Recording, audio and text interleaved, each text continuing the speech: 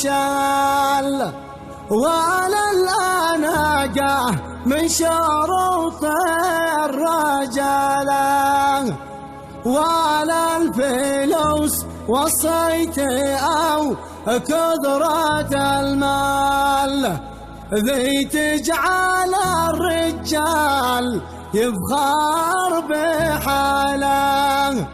المرجله معروفة أقوال وأفعال عند الذي يرعى الصحب والجمال.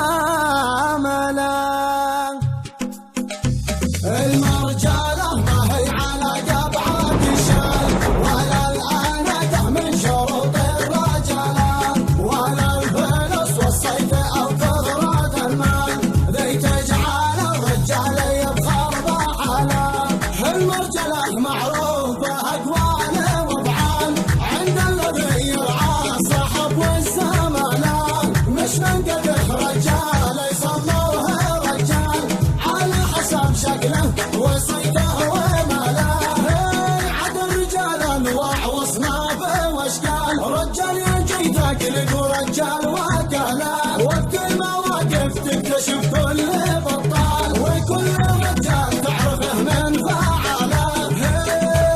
النبل معروف في صفاته والاقوال والجيد معروف بالوفا والاصاله والفرق واضح بين الاجيال والامثال كالفرق ما بين الجبال والرماله.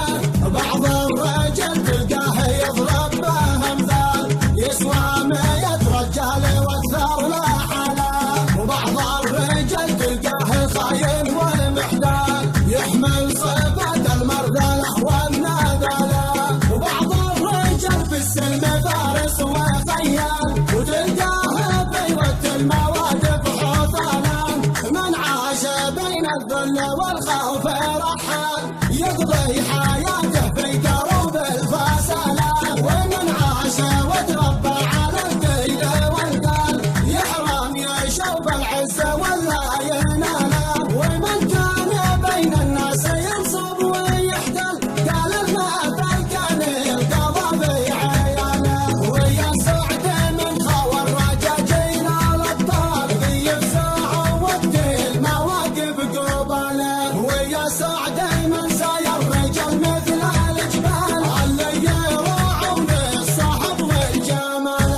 ويا صدق في قول المثل الذي قال امشي بدرب الجيد واحملنا عليه. المرجله ما هي على قبعة الشال ولا الأناقة من شروط الرجال ولا الفلوس والصيد أو كثرة المال ذي تجعل الرجال يفخر بحاله. المرجله معروفة أقوال وأفعال عند الذي يرعى الصحب والزملاء مش من قدح رجال يسموه رجال على حسب شكله وصيته وماله. عد الرجال انواع واصناف واشكال رجال يجي تقلق ورجال وكاله وقت المواقف تكتشف كل بطال وكل رجال تعرفه من فعاله.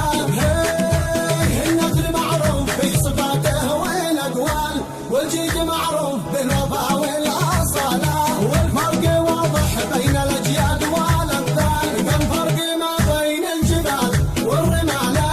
بعض الرجال تلقاه يضرب به امثال يسوى 100 رجال واكثر لا حاله وبعض الرجال تلقاه خاين والمحتال يحمل صفات المرذله والنذاله وبعض الرجال في السلم فارس وخيال وتلقاه في وقت المواقف حوثالا.